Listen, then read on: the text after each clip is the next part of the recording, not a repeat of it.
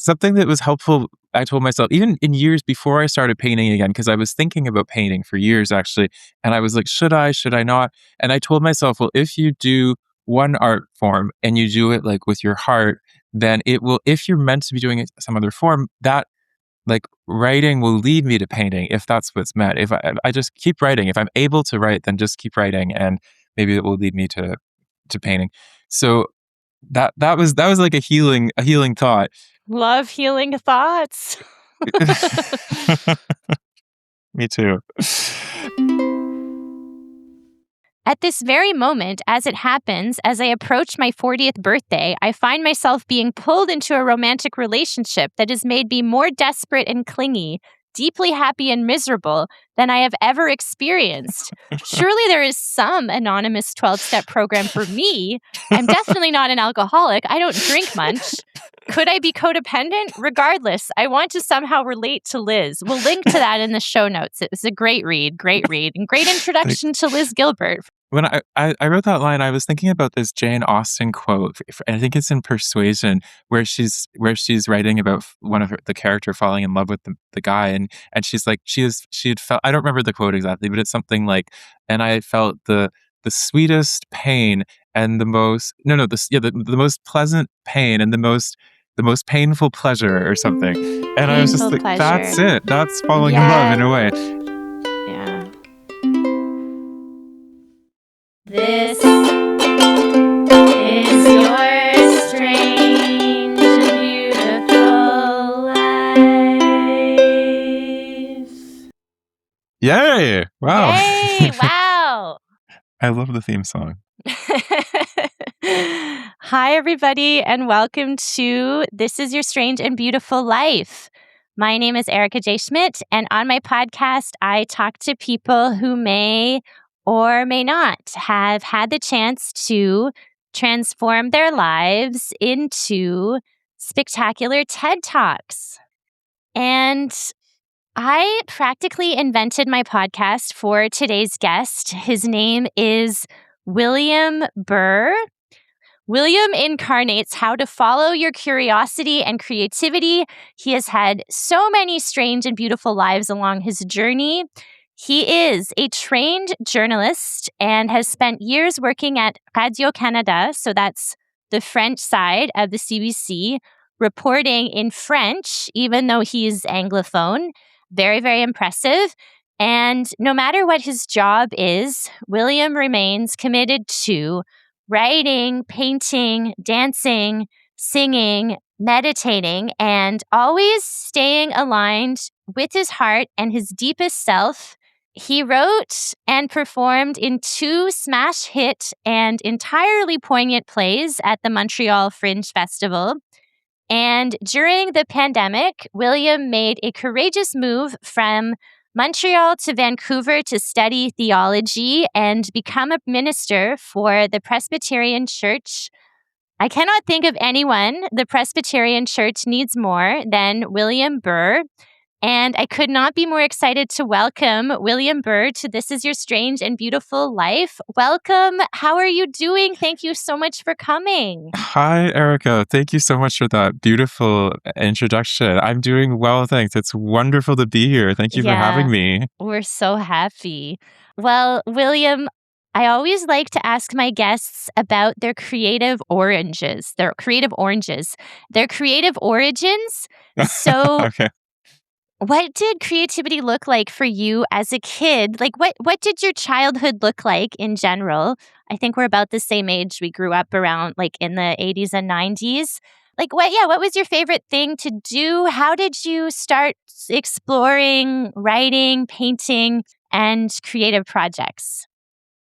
Yeah, you're right. I grew up in the 90s, and I guess I really loved painting and drawing when I was a kid. I wanted to be an artist like my Aunt Kelsey, who was a professional artist, and I really looked up to her. So I remember that very vividly, and I would always have, paper and pencils and crayons and whatever. And yeah, I really loved that. That was my creativity in my childhood.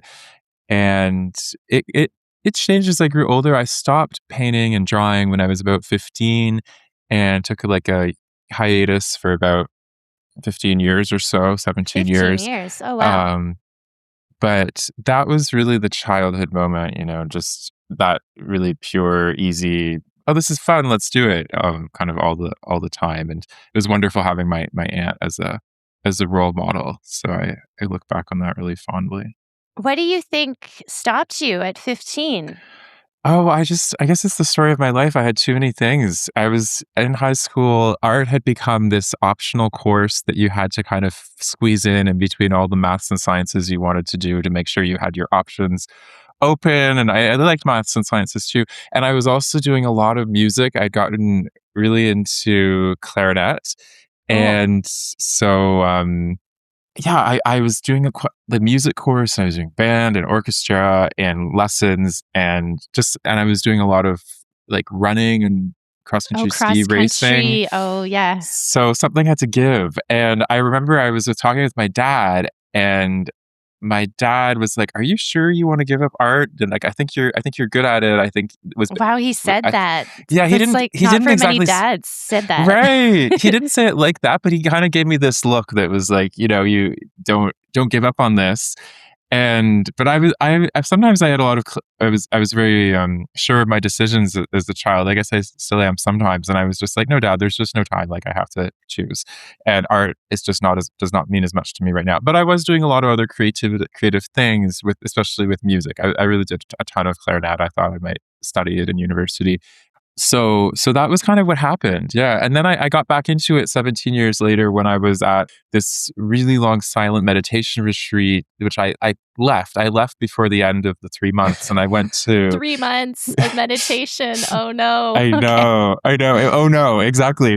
And I went to Boston because it was in Massachusetts, and I went to Boston and I just like hung out there for a little bit. And I went to this museum. I think it's called someone will know this, the Isabel something museum. And anyway, it's an art museum. And when you get there, they were giving out to all the visitors like a little pad of paper that like you can sketch your favorite work. And so I Oh. sketched my favorite work, and then I kept the pad with me, and I sketched other works at other museums I went to on that trip. And then I would leave them in my Airbnb when I got home, like the sketches. And I remember like looking at them and feeling like they were alive. I think I was still like a bit high on all that meditation, and it like reignited the flame of that wish to paint and draw.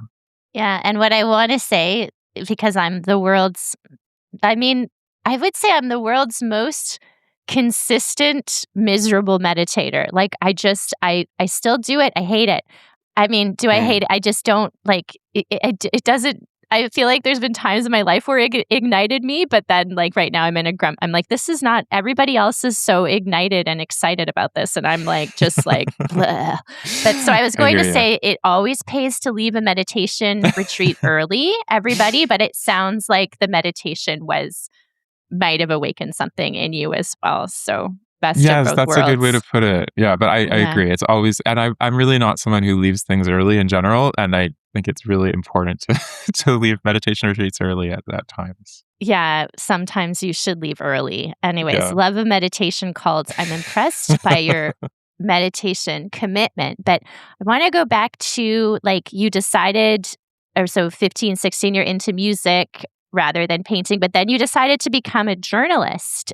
How did Mm. that come about? And do you feel like your career has influenced your creativity? Yeah, that's a good question. It's funny how you don't really know how things happen even in your own life sometimes. I was at university at U of T, and I did English literature almost by default because I didn't know what else to do. I wanted to do theater. I was doing some acting, and I wanted to do theater. I didn't get into their program, and I didn't have the courage to go and like go apply somewhere else. So I ended up with this BA in English. And then I was in France, and I took a year and just was in France, working and traveling. And then I was like, well, I don't want to be a tour guide forever. So let me think of something else that I You could were a tour do. guide in France? I was a tour guide in France with Vimy In French or Ridge. English? It was both. It was a lot in English. It was this Okay. Canadian War Memorial, Vimy Ridge, and there's a Canadian program that sends students abroad to work for it. So I worked there for a year, and that was wonderful. It was exactly what Yeah. I needed after this degree where I was just so unsure. And then I thought, oh, I like to write, so maybe I could go and try journalism. So that's what I did. Yeah, I guess that's it. Like I do like to write. I love to write. So And you went to journalism school or you just got a job? I went to journalism school. I went to Okay. Carleton. Okay, in I'm from Ottawa. Ottawa, Yeah. so Yeah. I was back living with my parents, and I did a master's there in journalism. And I think it did influence my creativity for sure. I mean, it's been a wonderful path, learning to talk to people and learning to ask questions and to listen and to feel that sense that you get when you're painting or writing. Also, a little bit when you're editing or when you're asking questions. It's interesting. Maybe you feel that as a podcaster. I don't know, but Yeah. but there's like a sense. Creativity isn't only in those traditional forms. Well, it's kind of like, what is going to be interesting about this person, this encounter? And then that also carries over to the rest of your life. Like if you're like doing interviews and then you're like, well, this person, I wouldn't have expected them to have this story or like for it to have been so elaborate. And then Exactly. you feel that like a lot of art, a lot of writing is about like seeing, and being like an openness. So if you are looking for it in journalism, then it will translate over to the rest of your life, hopefully. Yeah, just like I really feel like a lot of art and creation is about openness and like filling up, but sometimes you're too tired. And so there's Yes. like always like a balance for burnout and like Yes. blocking, like having the energy to be open. But yeah, Yeah, I that's agree though about the openness and the seeing. I think that's brilliant, and that sense of sometimes people surprise you. I think it's true. It's amazing. It yeah, happens yeah, every day. because I mean, like anybody with a boring job, you can just kind of be like, "Oh my god, here we go again." Like the coworkers, like updates and stuff. But if you really listen to people's like weekends or whatever, some people are always going to be on the superficial level, but you just sort of listen to the little like, okay, like the angst behind the lawn mowing, and then you're like, oh, right. And sometimes like I'm somebody who shares quite a lot and I'm, I just think, well, I'm so interesting. Listen to me go on and on. But sometimes it's the withholding that's actually a bit interesting. Like why aren't people Mhm. saying anything, right? Like what is Mhm. going on there? There must be like that's almost more complex than just like laying it on the table. I think we could almost say that about our like society or just in general. Like, why aren't people saying anything? Because yeah, Yeah, like you say, just everyone's guys going wake through up. these Yeah, what's going going through on? these These these micro dramas. intense Yeah. lives. Yeah, I was nothing. talking about. Was there? Oh, just nothing I like more than a surprise download from somebody when somebody is like, all of a sudden they're telling me everything about their lives. I'm like, "Ooh, so And maybe exciting."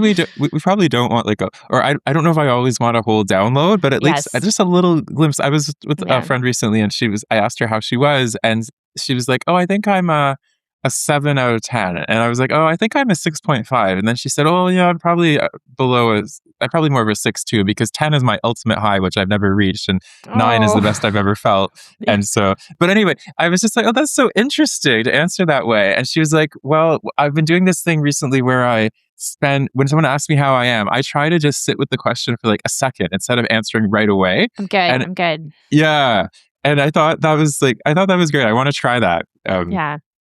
And it's true you don't want to download from everybody, but like I find the unexpected downloads where it's just like, oh, I was just like I wasn't expecting anything interesting to come out of this and now Right. it's like, oh, cool. Yeah. I didn't know that. Great. Yeah. Yeah. It can be a Thanks fun for surprise. sharing. Yeah. But yeah, like the creative spark, I like wanted to wonder, like you seem to be very prolific, whatever you're doing. And like, how do you have a sense of what drives you to create? Like, we are going to talk about Elizabeth Gilbert later. Not everybody's favorite. We have a lot to say about her, and she's kind of our friend. Me and Yeah, I Will love are her. pals with Liz Gilbert. But when I was young, like 3 years ago, I started the podcast. I've had a lot of like emotional, I've had a broad spectrum of emotions in my life, and it's never really been different than that. Like it's always been like that. I'm realizing I'm like, cool. But three That years you've always ago, had a big a a big, broad spectrum with yeah, like big waves or yeah, and the high like the yeah, just high waves, low waves. And I remember there was some when I started this podcast, I was like fun employed. And so there were, lots of ups and downs and the technical difficulties. And I came upon this motto, which is cheesier than I would tend to identify as and like more, like I yeah, love more cheesy. self-helpy. But yeah, Mm. anyways, it was like, how do I transform my despair into creativity? And I always wanted it to be like a low bar, like because a podcast is a high bar. It takes like decades to edit episodes. But like something like I use the example of like printing off new photos and putting them on your fridge or like I don't know. I mean, just like sending a handmade card, something like this. But yeah, our friend Liz Gilbert, she talks about choosing curiosity and creativity over fear. And yeah, I'm just wondering, does that resonate for you? And do you find there is like a self soothing mental health healing effect or aspect to your creativity? And just like, yeah, where do you find your inspiration and drive? Yeah, good question. It's interesting about the despair, creativity as a response to despair. I don't always think about it that way. I have had my fair share of despair in my life and still do. I've always kind of struggled with it. I usually just kind of am desperate for relief, and I think of relief more. But the other day, I was these days sometimes despair is just like, oh, I don't want to get up and like do my dishes, and like Yeah, what a uh, drag. and there's always things I'm wanting to do and then never having time in the day for them. But like I had this wave of I was trying to I wrote this book basically 10 years ago and I never published it. Right now I'm trying to polish it again and like get it ready to try to publish it again. And I thought, oh, I'll publish some chapters on a blog. And I'd already even published one of the chapters recently, finally, which was wonderful. But I hadn't like shared about it on social media, and which kind of intimidated me to do. But then I was like sitting like slumped at the table like with the dirty dishes, and I was like, oh, I could go and um, but I could go and make that little like Instagram story right now to talk about the blog where the chapter is. And then I felt like, oh, I actually want to get up and do this. So I got up and did it right away. And so that felt really good. So I think that like sometimes it's like combining what is pleasant, like what you actually feel like driven to do, and what you need in the moment, which is kind of like whatever helps you to move out of stasis in the Lethargy. moment. But where my inspiration comes from, yeah, I'm not sure. I guess I'm often just thinking of what would be fun, what would be interesting, what would be like give you that feeling of expression, like when you're painting or talking or writing, and you just kind of feel like, oh yeah, I really want to say that or do that. It's almost like a dancer, like who's with a movement, like when they're at the the maximum of their movement. I feel like we all are like wanting to like I'm opening my arms as I do this. Like we're all wanting to like kind of release something And and express. express. And it's quite Yeah. abstract. Like it's hard to put it into words, but there's like that feeling that you want to express to put it Yeah. bluntly. Yeah. Yeah. Sometimes it doesn't feel like you can get the right like I find that I spend a lot of time like not feeling like I just don't have the medium. I just don't have the project. I just don't have the Right. like not just like not time and space, but I'm like, I don't know what I want to do something, but I don't know what and I don't know what I can do. Like what, right? And then you Yes. have to like practice so that you have the bandwidth, but I don't always do that. And then I'm just kind of like But we coasting don't now always and feel like waiting. practicing is the thing. It's Yeah. like I Yeah. often feel like, oh, I should be practicing this every day. Yeah. I should do some kind of like Yeah. writing routine or something. And then, yeah, I just like, well, but that's not that it doesn't feel like a perfect expression of the insides. Like which Hmm. you can't always expect to have like the perfect Hmm. expression of the insides, but that the drive, yeah. Maybe like the vehicle, like that's like it's Yeah. like you're looking for Vehicle. the right, yeah, the right Yeah. Right. Like the thing right that will container transport it. Yeah. or the right structure if it's writing. Yeah, but like, yeah, speaking of vehicles and containers, like you have this broad spectrum and like it sounds like maybe you're not always able to do all of it all at once, but like, right, you have all these talents and creative outlets, painting, singing, writing, performing. Either how do you fit it all in, or if you can't, like, how do you decide what to focus on? Yeah, it is. It can feel like that. Like, how do I fit it all in sometimes? Um, and it's not like I kind of wish that I was someone. I know Elizabeth Gilbert talks about woodpeckers, and do you remember the hummingbirds? I think, and that like, and she Yeah. described herself as a woodpecker because she's always been wanted to be a writer, and she knew she wanted to be a writer, and she always just kind of like drills Yeah, further into that this path.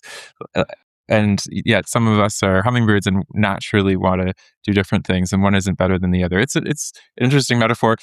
It's not, yeah, for me, I don't feel like I wanted to do a lot of different things, but it's just sometimes maybe returning to like what you were saying about the vehicle, sometimes it just feels like that's the vehicle that's the movement in that moment that is Mhm. calling to me. Like after that meditation retreat, I just really wanted to draw and paint for years.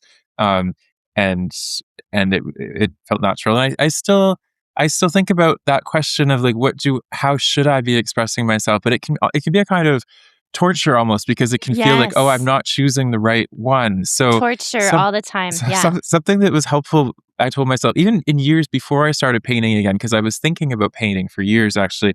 And I was like, should I not? And I told myself, well, if you do one art form and you do it like with your heart, then it will, if you're meant to be doing it some other form, that like writing will lead me to painting if that's what's meant. If I just keep writing, if I'm able to write, then just keep writing, and maybe it will lead me to painting.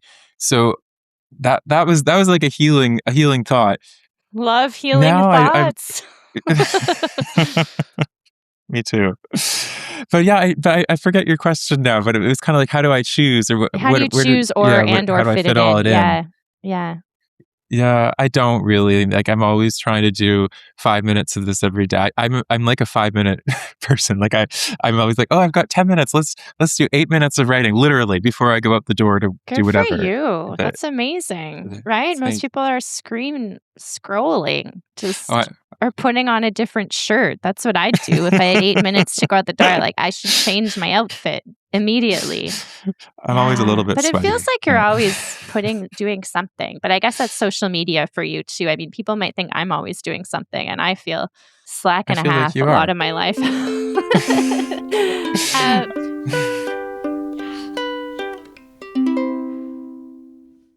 but then you had a spiritual calling, like, you meditated for years and years, and that's led you to different places, countries.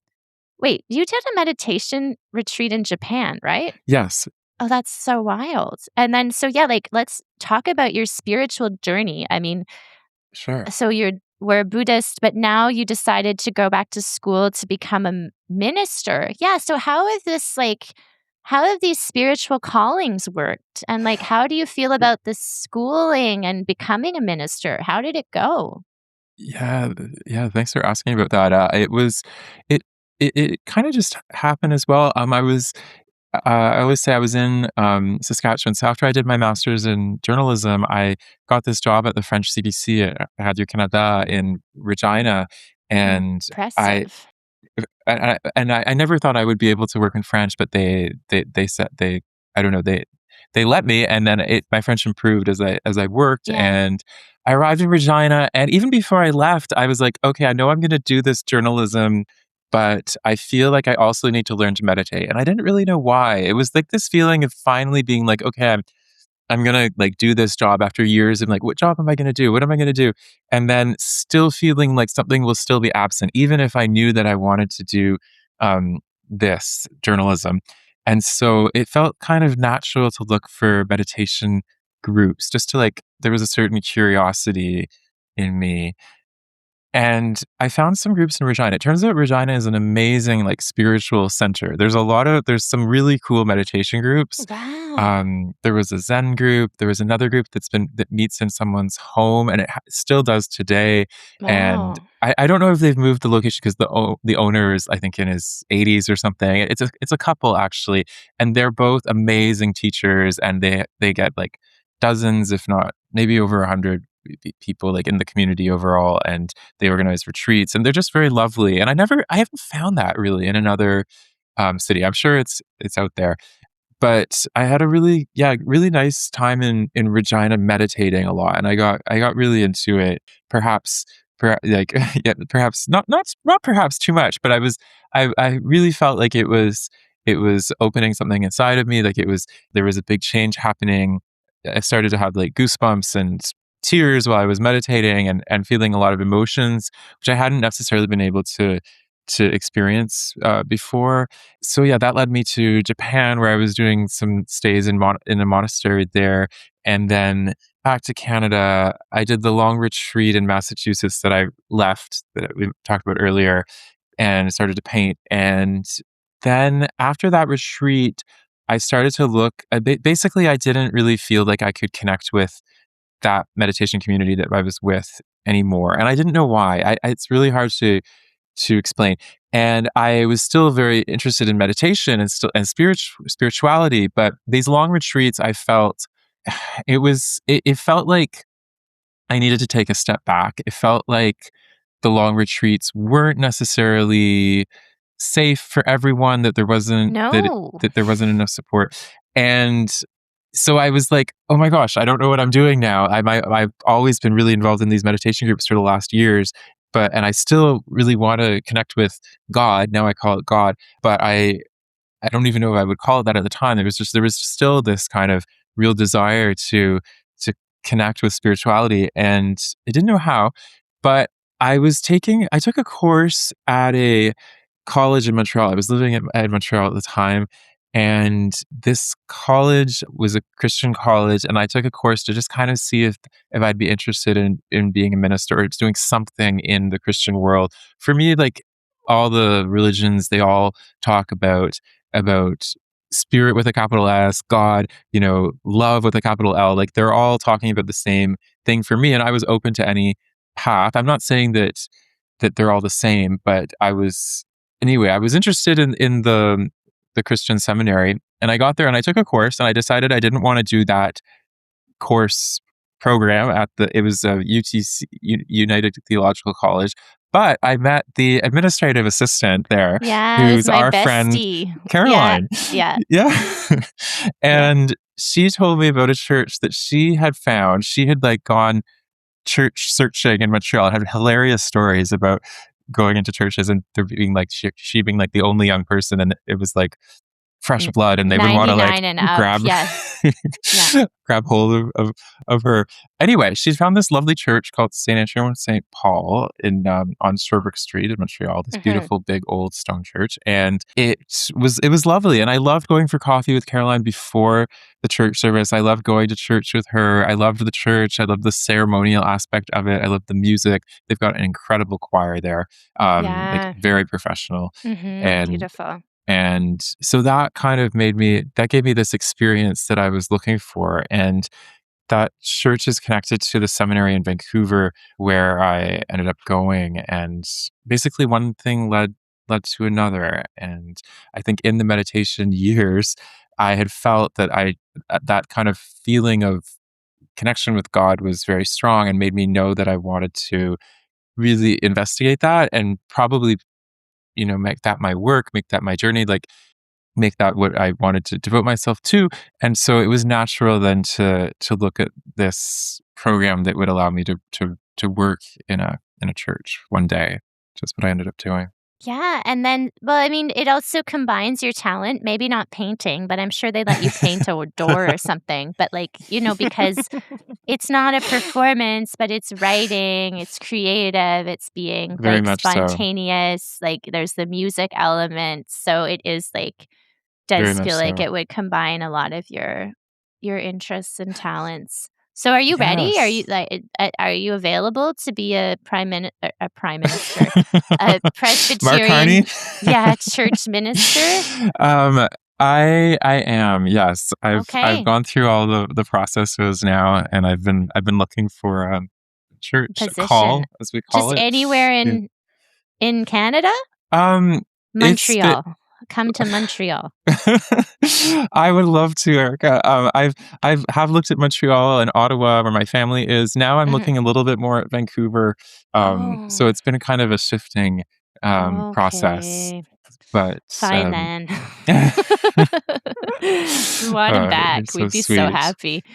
Aw, Yeah. Okay. Well, that's beautiful. And yeah, I do think young blood, I think in it would be very, very helpful. You could also check out Perth, Ontario, though I think that their your Presbyterian, hometown. my Okay. hometown, Perth, Ontario, I think their Presbyterian church switched to like born again. Like I think it closed That down and happens. now there's a born Mhm. again Yeah, situation. So I'm not sure that would I work don't for know me, that the but position is open anymore. They're Ugh. quite demoted. Things could have changed, but yeah. Okay. Well, yeah. Thanks for Interesting. for the thought. Yeah, and you're And looking for something more urban than oh, I'm open. okay. I think it'd be lovely to be outside the city, Oh, okay. but Okay. Yeah, yeah, either. we'll see. Okay, great. Yeah, I've been dating someone in Vancouver, and so that's what has been making me think like, oh, Oh, I don't know if it's time to love. leave right now. Yeah. Yeah. Oh, Mhm. great. Well, we can't wait for the next part of your call. Thank you. Yeah. Would you like to tell everybody about your routines? I'd love to. Yeah. Okay, because we can't No one wait. ever Okay. asks me about my routines, and Well, they I occupy ask a good part of my everybody. life. I used to kinda, like I never checked to see, like, how long people are listening, but I remember at the beginning, it was like people stopped before the routines, and I was like, "You don't know what you're missing? Like, this is my favorite." Okay. I didn't know you could tell that. You can see Oh, the curve. Yeah. yeah, I don't check anymore. Come on, No. everybody, it's only been 30 minutes. You can stay. Stay till the end, listen to because we have a real treat at the end. You have no idea. Okay. Get ready. Um, do you have a morning routine? Yes, right now I do. It's always changing. I'd say I've always tried to I most of my life I've been telling myself, "Oh, I want to wake up early and do XYZ," but then it ends up being more like, "Oh, I have to run to get to work." I'm a night person. You know the owls and Okay. larks? I'm an owl, but right now I try to meditate. I've always tried to meditate, and right now I'm trying to do 25 minutes. I rarely have time for that before work, so I might do 5 or 10 minutes and then try to Okay. fit in the other minutes later in the day. Right now Okay. I'm trying to do a little bit of piano in the morning. That's what I did today and brings me joy. I'm trying to I don't Yeah. really play piano, but I'm trying to learn. Oh, Um nice. yeah, but yeah, so it really depends. Sometimes they'll be writing. I was trying to do the artist's way again recently, so I was doing those morning pages. The Um, journaling. Yeah, 3 yeah, pages. which Yeah. I'm sure you know Oh, all yeah, about. just many trees have died due to me doing morning pages.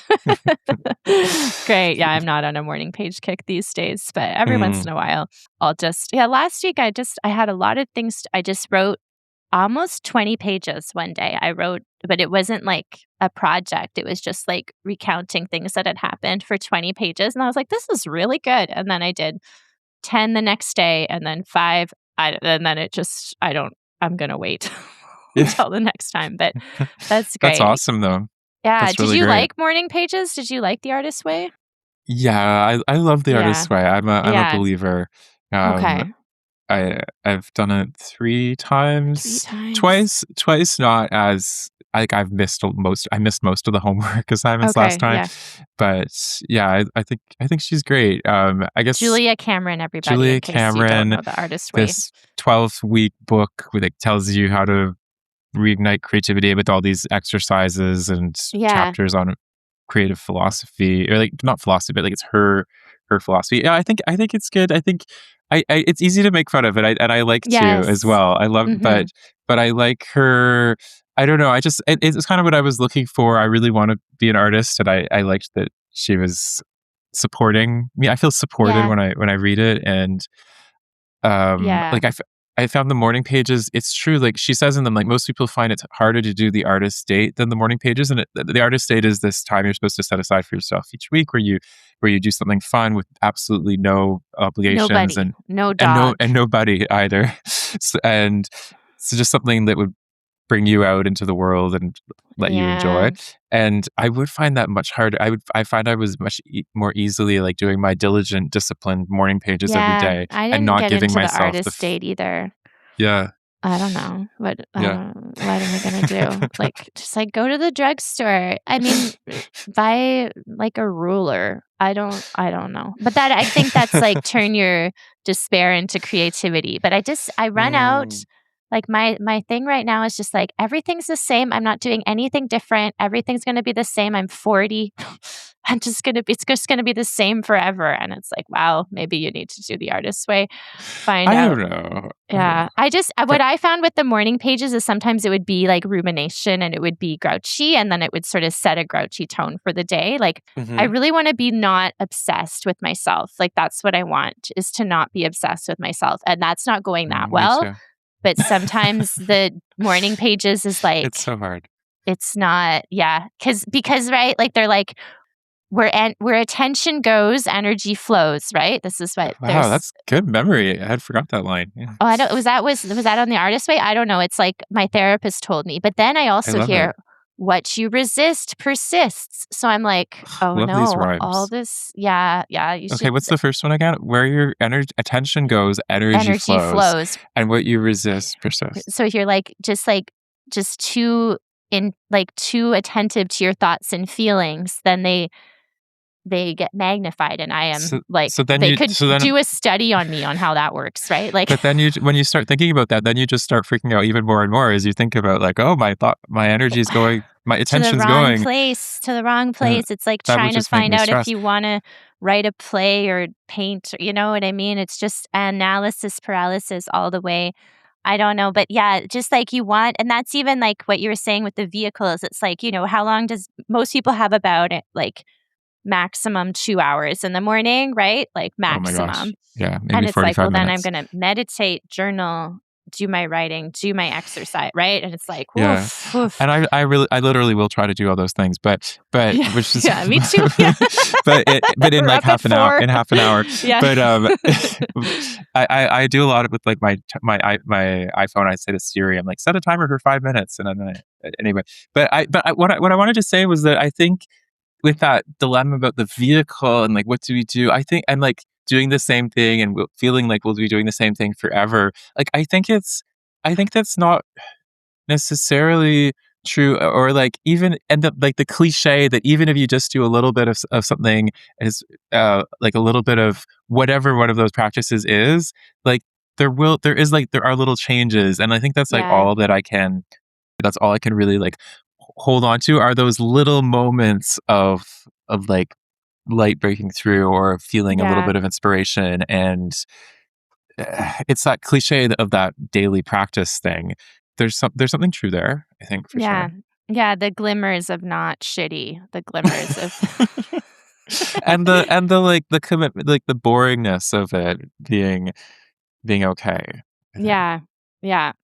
Yeah, I'm just like, yeah, I wanna be less self-obsessed, but I also am like, Me just too. but I know I've been saying this a long time, like, I don't wanna make myself a project. I don't wanna be a mental Right. health project, and that's worked and not, but I really don't. But then it's like sometimes, what you resist persists, and I'm like, maybe I To should go have full circle. worked harder on that project of my mental health?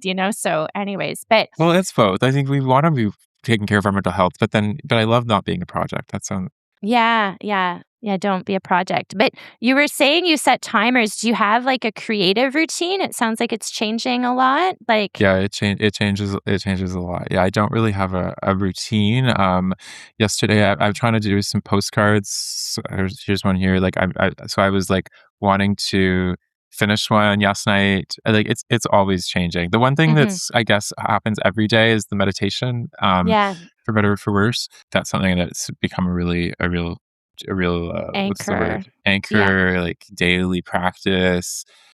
Yeah, after that, it depends. Like, for example, I was in a choir recently, Oh, and that's the nice. music was really hard, and I was like, the concert was coming up, and I'm like, darn, like I'm really not prepared. So then I was doing the music. I was singing those pieces every day to try to learn them. Yeah. I've learned. I think the deadlines are really helpful in, Oh in God. that Yeah. sense. Yeah. Yeah. Um, Yeah. It's hard to impose those on yourself, but yeah, it does. Like, I have this. I'm not going to be everybody. You're going to be so sad, but I just can't do video editing, and then I wasn't using the online in the online recording membership. So I was like, cool, I have a month left. Who wants to be on the podcast virtually? And so I have like three interviews this week. And it's like, and then a year of editing. Yeah. yeah, like at least, yeah. So then that was a deadline. As much as I'll resist deadlines too. I'm like, no, I don't want a deadline. Don't make me do anything. Don't make me. I find writing deadlines are really hard, but yeah. Yeah. There's nothing harder than the blank page still. Even in my like journalism work every day, like put off everything until I have to start writing the story. When you're the boss of your own podcast, though, I mean, you can shift those deadlines, and no one's gonna. Decades. Yeah, well, it's a very slow. People have Except probably your noticed. Anxious listeners waiting for the next. I don't think they are that anxious, but I mean, there's no shortage of podcasts. I have found that sometimes though, like I've had podcasts close or just be like best of, like, and they and you're kind of like, oh, where are my friends to listen to? Like you do miss it a little bit, but I think I've never been. Like the most I've produced is like once every 2 weeks. Like maybe there were times where I did once a week for a month or something. Yeah, but this is we're certainly batch. I'm hoping to get like I've only done like 2 with 1 rerun this year, and it's like already June. But we have very special project. Everybody stay on the edge of your seats. But yeah, I have like a special series like with like 4 or 5 episodes. I'm hoping to crack like 6 or like, once every 2 months really, like is what I don't know, like the sort of the fire of, and just the time it takes to edit, but the video editing also. So that's going to be over. So people can just come to my house and record in person, and that will be how I do it, I think, because the video editing, just like too much can go wrong. And it's like, with my ups and downs, I don't always have like the coping skills for it to like, I'm just like, I don't want to be crying about this right now. So I'm just, what I resist, I quit. Like, that's it. That's the new line. Yeah. What we resist, we quit. What we resist, we quit. Yeah. Okay. So you're. Just let me say, I was good with the with editing. I think sometimes I find as well. It sounds like video editing is a particularly like sometimes the software is just a nightmare. But I find it's interesting the act of writing versus the act of writing, and so of editing, the act of writing versus the act of editing. And sometimes I'm resisting one, and sometimes I'm resisting the other. But then I found that sometimes if I let myself edit, then it is like a relief from the stress of writing, and vice versa. Yeah. Yeah, that's it, to have your zones. Like I went to some online writing thing, as we do, like just let's say reignite our creativity, please help.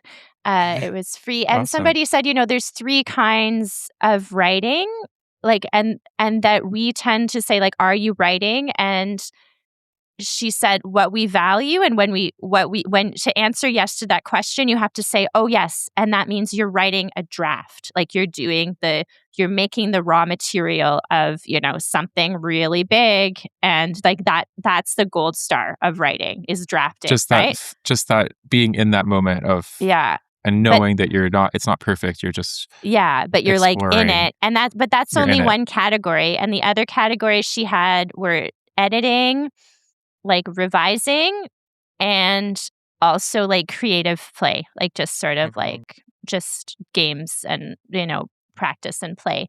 And it's cool. Like I just look back and I'm like, oh, the only times I would be like, oh yeah, I was writing was when I was like doing a manuscript, right? And then but if I look back, and maybe sometimes I found like the last few years there's been a lot of editing with the various manuscripts, but I'm like, oh, but I'm not generating new material. I suck, right? I mean, just like ample opportunities, but like, I'm always like, to have that critical I voice. need a structure. I don't know. I put out a few essays this year. It's like, I wonder if I'll ever not feel bad about not writing. We probably never will. But I like that. But it sounds like a cool course. The other thing that just reminded me, the thought of like being okay with not a daily or weekly thing. I think I as a listener and as like a consumer of blogs, I find the daily or weekly blog is exhausting, and I unsubscribed even from our beloved Elizabeth Gilbert because she's sending them every week, and I can't get through them. It's overwhelming. And there's another person who was sending me a daily thing, and she has all kinds of paid subscribers paying for this daily, which is wonderful, but I can't do it. And I have another friend who does every like maybe every couple of months he'll send a blog, and I love it. And when it So appears, you I'm like, just oh, it's like back. just And like get the popcorn and then yeah, so I think that could be really cool to have like a Okay. Because non. then they show up for it. Because I Mhm. just like when people are doing it every few days, I don't even know, you don't know if it's going to be good. And it's like everybody, I heard this once on a podcast, everyone says they want a column. It's like, oh, I want a newspaper column. And then they do it and Oh, they're just really? like, oh God, I don't have you can't Yeah. nail it. Like nobody in the history of having a column nailed it every week. They're just like, it's like due Wednesday and Tuesday. They're like, oh God. And Yeah. so, yeah, like, I don't know. I mean, just tale as old as time. Like so much, I've talked about this so much on the podcast is like, do you force yourself to do things or only do it when it feels like authentic and alive? Right. And so, Yes. That's yeah. such a great age-old question. Yeah. Anyways, I know that I am far away from bombarding my listeners. They're just like, hope to put out an episode before the end of the summer. It's June. And Oh, it's so yeah, good. well, this is so fun. Yeah. But do you have a cleaning routine? I admire your cleaning routine so much, Erica. I have never really met anyone who had a cleaning routine like yours. Just And and you relentless. and like I just feel like you know what you're doing and you get joy from it. And I like you could see a little bit of my room right here, but luckily you're not seeing anything below shoulder level. Chest down, yeah. And even that wall over there, well, it's all right. It's not bad, but yeah, cleaning is something I'm actually still learning about. I think it's wonderful. It's like it's like the creative practices. It gets an iPhone timer for a couple minutes sometimes. Good for you. I try to sweep every week. And do laundry every week. Okay, that's good base. Changing the sheets you probably don't want to know. So yeah, it's a work in progress. Yeah. That's great. Yeah. I woke up this morning and my roommate is like cleaning the whole deck and like taking all the dead plants off. And I'm like, oh, I admire you so much. And I'm so grateful. She's probably really happy, or maybe she's not. Maybe she's rage cleaning, but No, she looks happy. yeah, I say with a little bitterness in my voice. No. I was just like, I have these 3 interviews. Like, I'm seeing an occupational therapist I have this coverage, and I was like, well, I'll try this. And yeah, Virginie had me like fill out a form, and she's like, what could get in the way of your projects this week? Or what might be a challenge? I'll be like, but I might not get my cleaning done. And then I just did it all on Monday, the day before the interviews, that I was pleased as punch. I still have to do a lot, but I was like, oh, I was like, maybe I'll be flexible this week about my cleaning routine. I sure as hell wasn't. It's like, I'm never. But it's done. Yeah, it's done until Monday. I got to do a lot. It shows how we're all different. Yeah. If I we had are done that all- on Monday, I would have been the win of the week. Yeah, I know. And But that's for the thing. you, it's too much or something. I don't know. It's like a win. I should just be pleased, but it's like, I should be pleased with my routines. And lots of people would like to be I'm very good at exercise routines. And it's like some people spend their Me whole too. lives trying to like integrate this. And it's like, you got it. And then it's not, you have to like honor that you're good at that. Like our friend Elizabeth Gilbert says, it's like everybody is kind of good at something. I don't know if she's right about that, but probably you are kind of good at something. Like what comes easy to you. And you have to be like, oh, cool, that comes easy to you. Like for her, creativity comes easy to her and lots of other things don't. And you're like, yeah, but I would have, we want to like, it's like the hierarchy of like, just like drafting, writing. Drafts is the best kind of writing, where like creativity is the best thing to be good at. I don't know. Like That's right. It's not. I mean, it's great. And I do think we're all creative, but we're not all painters. Yeah. No. Yeah. So now are we going to do our Elizabeth Gilbert fan club? Like, let's do it. Okay. Yeah. So let's discuss. I have never really met anybody who's like as deep a fan, like that you had like the woodpecker versus the hummingbird reference. Like that's the kind of fan I'm looking for, right? Like just like we're like deep fans with some caveats.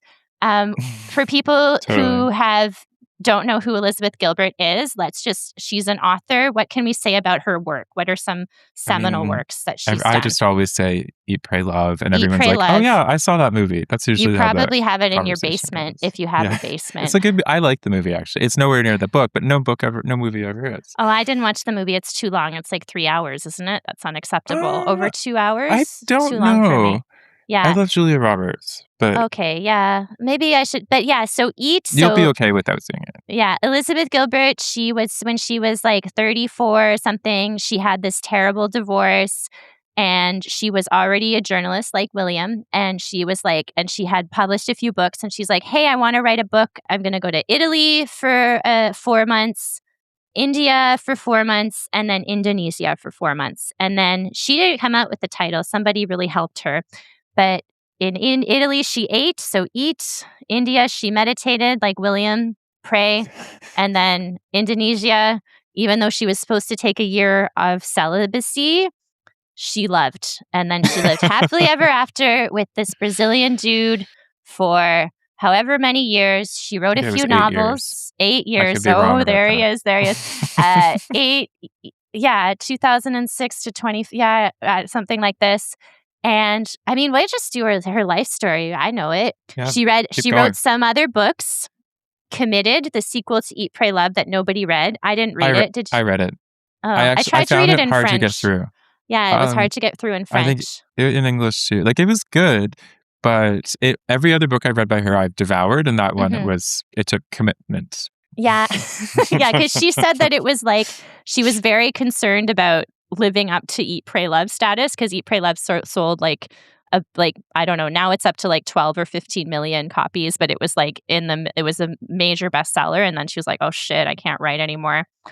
And then, yeah, so commitment. But then she did some different novels. Another pivotal work was The Big signature of all Magic. things. Oh, and Big Magic. Yeah, because it's sort of like her treatise on creativity that is like the basis of a lot of her talks and workshops is like how that's the like finding curiosity over fear, like basically like that we're all creators and that like you're not special just because you're an artist. Like creativity is not just for, the gifted or the like everybody can be creative and it's like you don't necessarily need to write a novel. Anyways, I found it was a great book. And she says that it's like creativity is like a force, like a spiritual force that comes to you yeah, and you visits you. interact with it. Like it's Yeah. quite woo-woo, but in this beautiful way. I love it. Yeah. Yeah.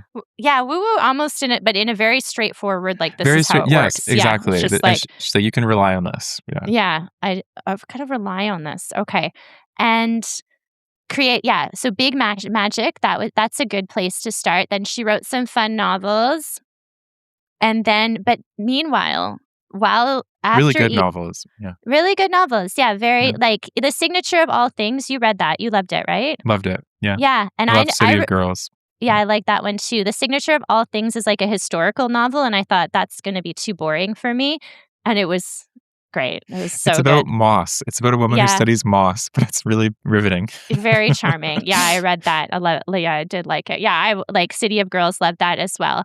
And then, but after Eat, Pray, Love, there was this like she met this woman named Rhea Elias, who became this is what she would say. She's like, first she was my hairdresser, then she became a friend, then my best friend. And then the only way I could really describe her was she was my person. And so then like they were like, Rhea was traveling with her. They were like, just, buddy. Inseparable. Yeah. And then, Will, what happened? Well, I think Rhea was diagnosed with a terminal cancer. Yeah. And Liz realized that she was not only best friends with Rhea, but in love with her, and that she couldn't let Rhea die without letting her know this. And she did. And so they ended up being together for Rhea was given 6 months to live, but in the end, she lived for, I think, about 2 years or so. 18 months. Yeah. 18 months. Yeah. Closer. Yeah. And yeah, so she left her marriage with the Brazilian guy. And it's funny how the narrative of that, like, this was like I think Rhea Elias died 2018. And so like, she died. Then Liz threw herself into writing City of Girls, was like just this grief, and like she was full of grief, but like very upbeat on the interwebs. But sort of the narrative of what happened changed. Like she would go on the podcast and be like, "Oh, Rhea was the love of my life. I'm so sad." And there was nothing about The what. addiction.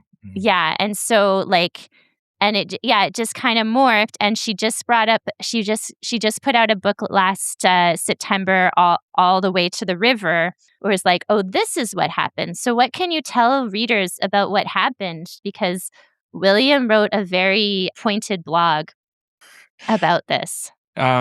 Yeah, that's interesting about the timeline. I hadn't thought about it that way, but it's true. And I was listening to a lot of her like interviews, not a lot, but I would listen to her. Every single one over here, I'm sure. I'd listen to her, especially on Oprah. She goes on Oprah now and then, Yeah. Talking, like you said, about Rhea's death. And then, but yeah, it's true. In this new memoir, we get to learn a lot more.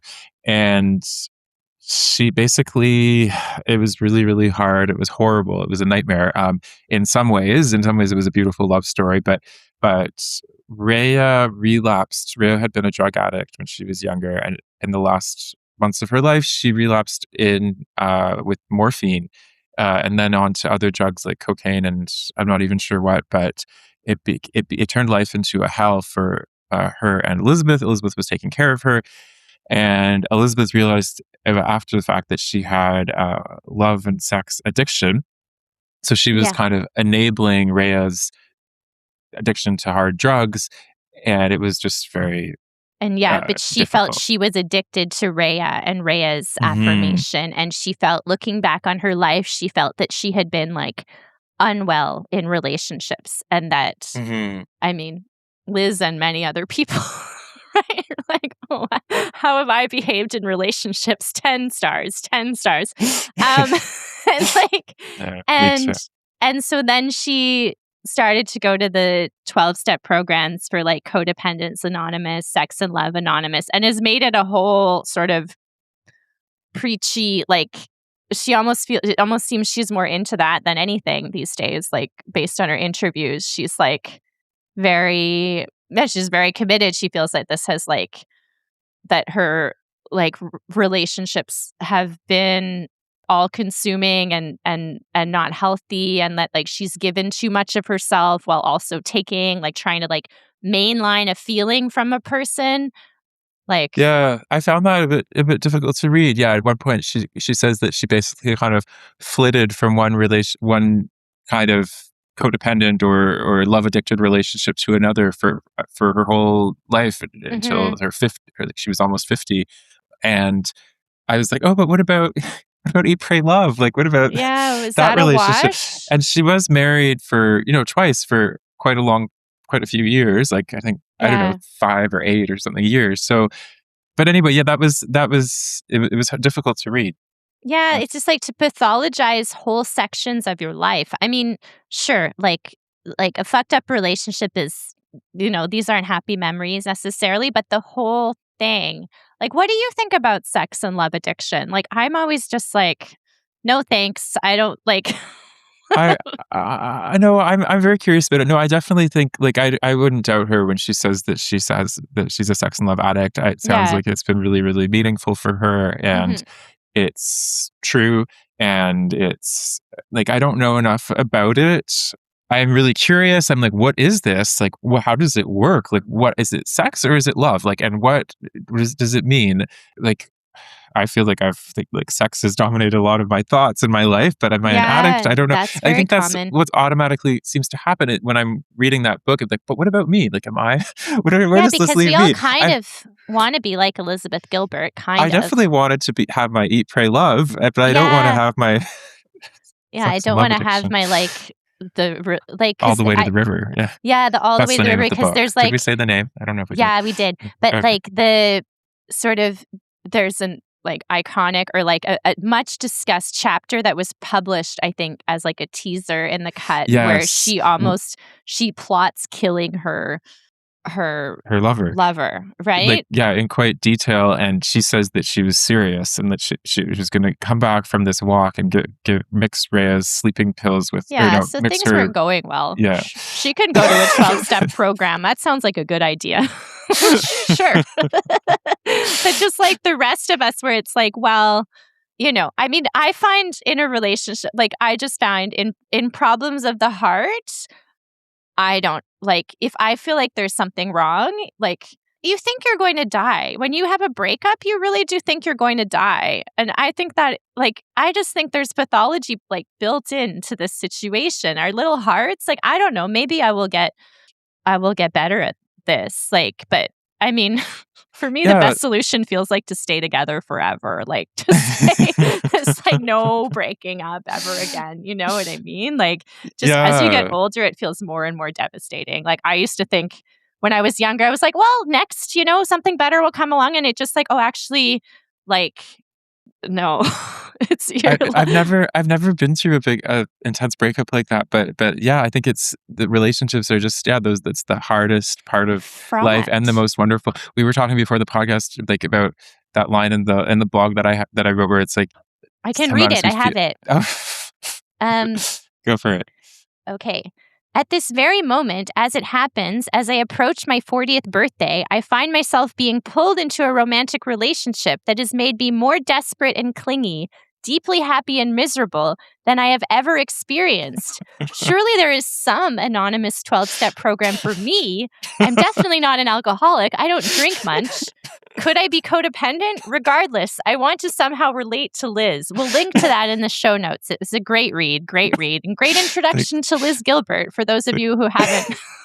I'm thinking of a dear friend of both of us who is just like not into Elizabeth Gilbert, who's going to be like, skip, but like she should skip to the end because it'll be so good at the end.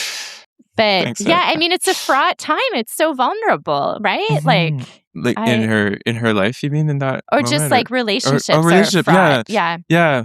When I wrote that line, I was thinking about this Jane Austen quote, and I think it's in Persuasion, where she's writing about one of the character falling in love with the guy, and she's like she had felt, I don't remember the quote exactly, but it's something like, and I felt the sweetest pain and the most the most pleasant pain and the most painful pleasure or something, and I was just like, pleasure. That's it, that's falling in love in a way, and like, I don't know. Like, some people are maybe just like, they're just in it and they're like, my boyfriend, I don't know. I mean, he just seems like just kind of coasting on the love, gratitude. He's just like, he doesn't have the insecurity. He doesn't have like, I don't know. Maybe he's secretly anxious, but he like the anxious attachment thing. I heard it can take 3 years to build secure attachment. I believe it. I don't know if we all have that sense of intense rawness or pain in a relationship, but I think it's an interesting connection with like what you were saying about Liz, and is this sex and love addiction, or is this just love? And clearly this, like you were saying, she was not well in this moment, and a lot of us are sometimes not well in our relationships, but I don't know. I think like for me, being almost 40, being in this feeling, the feeling is abated since I wrote that. We're not quite at the same as moment. Intense, but feeling like, oh, I haven't had all these crazy relationships. Like it's so then maybe I'm different, and maybe I am. Like I don't know. Like we are all really different. I don't know where I'm going with this, but there's something interesting there about like, what is sex and love addiction? Why does Liz think she has it? She has this. She makes this very clear, persuasive case about it, and we've all thesis, right? It's like she makes her life a thesis. She's somebody who does that, and she does it so well, and it's always so convincing. And that was one thing I was trying to say in the blog post and I really liked what she had written at one point. I think it was on Facebook. She's like, I always am committed to just telling you what happened, and I think she does that too. She doesn't hide, and she's been very honest. I remember her saying in an interview, she's like, Rhea told me, because she has these visions of Rhea, or like spiritual communication with Rhea, and Rhea told her that she doesn't need her dignity because she's no longer she's dead. And so and Liz is very honest, and I think that's very admirable. So I like that she tells us the facts, and then at the same time, I I don't trust her thesis anymore. It That's kind of feels like yeah. too There's a packaged maybe, or yeah. yeah. Like I don't know. And then she has these like letters from love where she and I think that's sincere, but like, and maybe I should do this instead of grumbling in my That's how I morning feel pages. every time that I that I'm I just read like about the letters from love. I'm just Maybe I like, should do it. oh, like she writes, she's like, she gets love, the force of universal love to write loving things to you. I mean, it sounds dreamy, but It every is, time yeah. I've done that, it hasn't. I'm like, I d- haven't even tried. well, I've But I think tried if I did try briefly, it, would but be really nice. I think I agree. It's lovely. And maybe when I we read, should do it. like I said, I was subscribed. I was reading them every week. Like I'm not a paid subscriber, but I would read her Yeah, letter, and it's great. But this is going to sound really critical, but maybe it's kind of like she's found this practice that works for her, and now she kind of wants everyone to do it again. yeah, And yet we all have our own practices. yeah. Some of us don't even have morning routines. Yeah. Clean behind your stove. Yeah, lots of Yeah. us don't have morning routines. Yeah, I was like, Clean behind the yeah. stove. Yeah. That would be a great one for me. Yeah, but yeah, she's someone who has transformed her life into a spectacular TED Talk, like Literally. Yeah. literally. Yeah, it's sometimes like I read Man's Search for Meaning a couple of weeks ago, and Viktor Frankl? Yeah. and I Yeah. had high expectations that this would help me find the meaning in my life, and instead I felt incredibly guilty that Oh, I really? hadn't been in the Holocaust and I still was crying at the computer store because the cables that I was trying to buy, they asked me if it were male or female ports or something, and I was like, I don't understand why are there male and female ports? I don't understand. And I was like, it feels like this is I've the been there. crutch. That can be Yeah, really stressful. You get I'm to the store and it's crying. like, I don't remember. I didn't look at this before I left the house. No, I brought the cable. Here it is. Like, look, check and see. How does it identify? I don't know. And I was just like crying. And then How I does went it to another identify? store and I cried and I was like, God, I suck. I just was like, I suck. I can't. I have no perspective. I'm crying. Aw. And then my friend was like, I don't think Viktor Frankl would want you to be upset about yourself for crying in the computer store, even Yeah. though you don't, even though you weren't in You the weren't in the Holocaust and you're Holocaust. not like a medical doctor. Like, I think I have this, like, have always just wanted to package my life into something so clear and I'm 40. It's like, I don't know. I have library books on my walls. I like take photos of library books, put them on my walls. Is that what they are? I was wondering. I'm neurotic about cleaning. I have a podcast I do a few times a year. Like I Oh, which have you do a few times a year? A class? like a podcast. A podcast? A Oh, a podcast. podcast, Right. I right. mean, more This. than a few times. Oh. I have this. I have this. but it's like, it's not culminating. For Elizabeth Gilbert, her life culminates into something very decisive. Well, I think that's just like that. That's just like what you were saying earlier, but like that social media world where we just see the Yeah. front. We just see the surface, you know. Yeah. Either the most articulate or the most exquisite or both, right? Like if it's not exquisite, it's articulate. You know, it's well packaged. Yeah. Yeah. Even when she's in the depths of despair here. In Yeah. this one. That was really hard. Yeah. Yeah. I mean, I had devoured the book and I'll devour the next one, I'm sure. So, and Liz Gilbert, you can come on the podcast. I'm sure you don't get many invitations. I'll turn my membership back on. Please, Liz, come. Liz, come talk to Erica.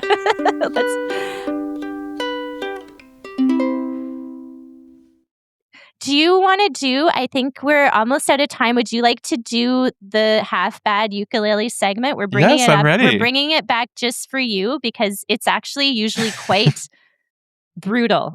Over the internet, it's actually usually really, really bad. So, but you're a pretty good singer. So, And you I'm can gonna, edit. yeah. I.e., cut it down to minimum or maximum. I'm ready. I miss being in the park in Montreal in the summer. Yeah, I have the best memories of doing sing song with you in the park. Yes. It was the After best, the really. Fringe Festival. We sang Amazing Grace in the Oh, I park. forgot. Just what people need. Oh my gosh. So I'd forgotten that. can you tell us? Yeah, we sang Amazing Grace, then we called your father on his birthday or Father's Day, and we sang him a song over the phone, which I'm sure Right? was the Oh, best Erica, you're right. performance. That's my strange and beautiful life. Yeah. Thank you for reminding me. But can you introduce the song? So Someone Like You, right? Is that what Yeah, we're doing? yeah, Yeah, yeah. this is one of the few songs I can still remember on the piano. Actually, I don't know if I still can, but, I Yeah. sing the same song for literally 20 years. Another one is Samson by Regina Spektor. And, yeah, it's a classic, Someone Yeah, Like You by Adele. by Adele. So It's please sing brilliant. along, and yeah, I hope the ukulele works. And I have to go down an octave during the chorus. I tried. So if you're singing along, you want to go down an octave. And if you want to just stop singing and listen to William, that's what I'm going to do sometimes. Okay. It's a little awkward here, but all right.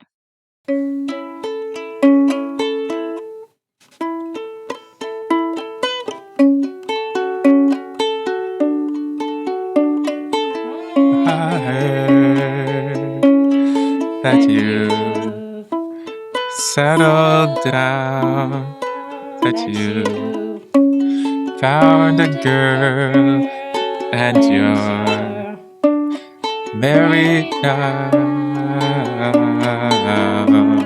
I heard your dreams came true. Yes, she gives things I couldn't give to you. Oh, friend, why are you so shy? Ain't like you hold back or hide from the light. I hate to shut up, out of the blue. I did, but I couldn't stay away. I couldn't fight it. I hate to see my face. That you'd be reminded that for me it isn't over. Never mind, I'll find someone like you. I wish nothing but the best for you too. Don't forget me, I remember you said sometimes it lasts in love, sometimes it hurts instead.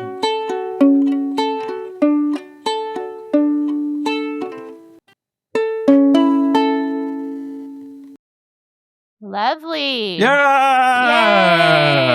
Yay! Thank you so much, William. That was beautiful. So we're going to wrap up. William, where can people find you online to follow you on the interwebs? Oh, that's so nice to ask. I have a Substack, but I don't really know how to find it. I just got it. But if you go William to my other Burr. blog, williamburr.wordpress.com, there you Okay, can we'll find link everything. to everything. And are you on Instagram or private?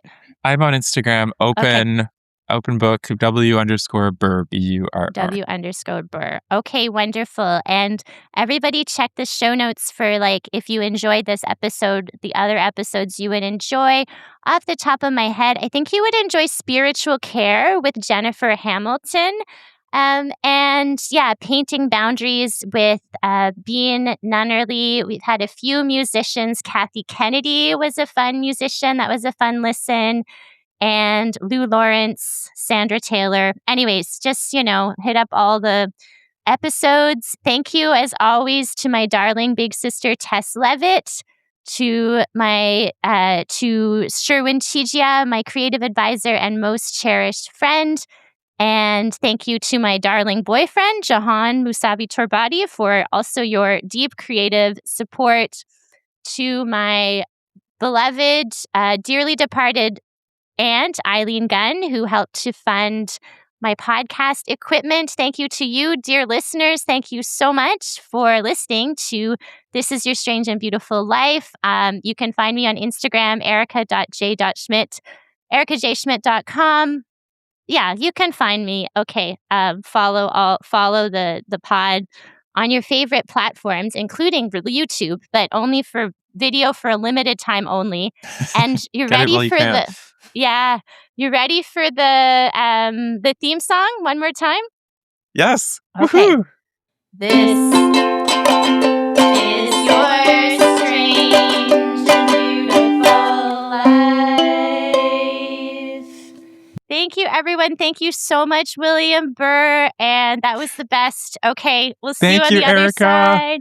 Thank Love you you, so much. bye. Love you, Yeah, bye. love you, bye. Sometimes it lasts in In love, love, but sometimes sometimes it it hurts hurts instead. instead.